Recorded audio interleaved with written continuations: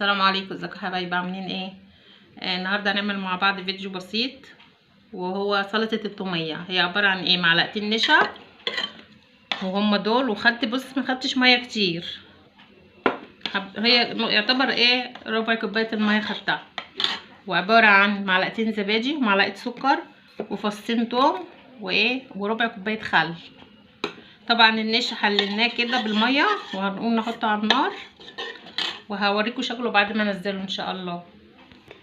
اهو يا حبايبي شكله بعد ما نزلته من على النار. بص شكله عامل ازاي. هنسيبه بقى لغايه ما يبرد، وبعد كده نحط في الخلاط كل المكونات، وهوريكم برضو شكلها.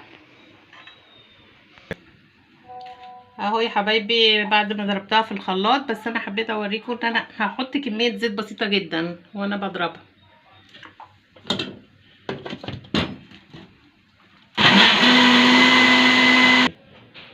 اهو يا حبايبي بصوا شكلها لما ضربتها. بصي تخينه وجميله ازاي، قوامها جميل كريمي، وطعمها روعه روعه روعه.